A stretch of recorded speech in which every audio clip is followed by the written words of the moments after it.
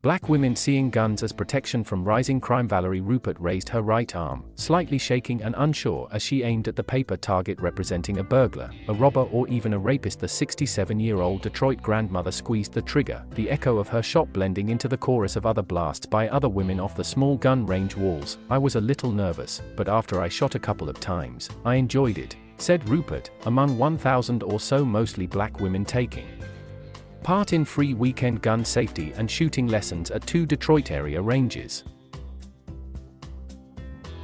Black women like Rupert increasingly are considering gun ownership for personal protection, according to industry experts and gun rights advocates. Fear of crime, especially as shootings and murders have risen in cities big and small, is one driver of the trend.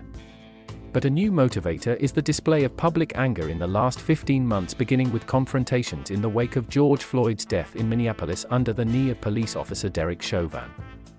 Worries about the anger over COVID-19 related restrictions and the outrage over the outcome of the presidential 2020 election, driven by lies, are contributors, too. In Michigan, that anger led to a plot to kidnap the governor, as well as instances where armed protesters descended on the state capitol. In April 2020, hundreds of conservative activists, including some who were openly carrying assault rifles, flocked to the Michigan Capitol in Lansing to denounce Democratic Governor Gretchen Whitmer's stay-home order. Some demonstrators, mostly white and supporters of President Donald Trump, entered the building carrying guns, which is legal in the state house. The sight of white men wearing body armor and holding guns at the Capitol still sticks with Rupert. They went up to the Capitol with all those guns. "You need to be ready," she said. About 8.5 million people in the US bought their first gun in 2020, the National Shooting Sports Foundation says. The trade association for the firearms industry adds that gun purchases by black men and black women increased by more than 58% over the first 6 months of last year. Gun ownership tends to increase when people lose faith in government and the police, said Daniel Webster, professor of American Health and Violence Prevention at the Bloomberg School of Public Health and director of the Johns Hopkins Center for Gun Violence Prevention and Policy. "We've seen such an increase in white nationalist violence," Webster said. "Some combination of the lack in faith in police protecting you and hate groups has motivated a lot of black people to arm up." Black firearm owners still represent a relatively small portion of the gun-owning population, with 9.3% of gun owners being black men and 5.4% black women. Nearly 56% of US gun owners are white men.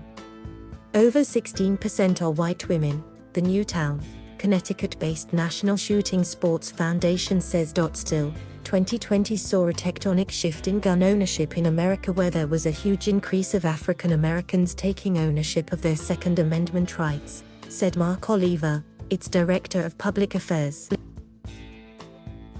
Bethel Carthar, who is white, got involved with shooting about 2 decades ago and says it was rare to see a black woman taking target practice honestly. "Not more than one image pops up of seeing a black woman at the range," said Carthar, now a certified shooting instructor in the Birmingham, Alabama, area and U.S. Concealed Carry Association associate editor with more involvement in the last 5 years. "I see black women on almost every occasion I go to the range," she said, adding that it's exciting for women learning how to shoot to see other women, especially women of color.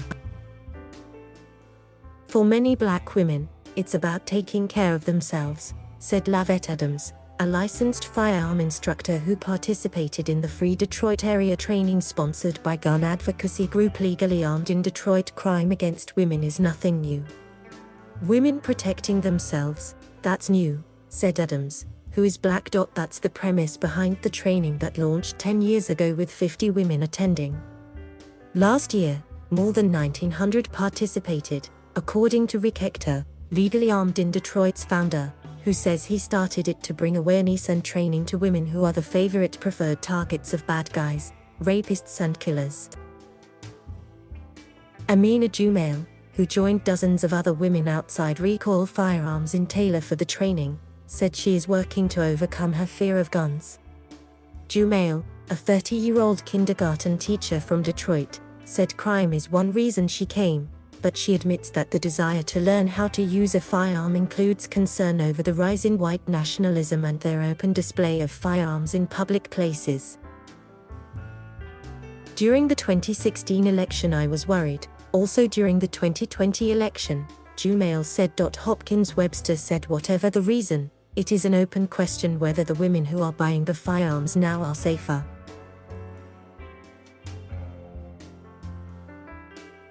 Thank you for watching. Please subscribe.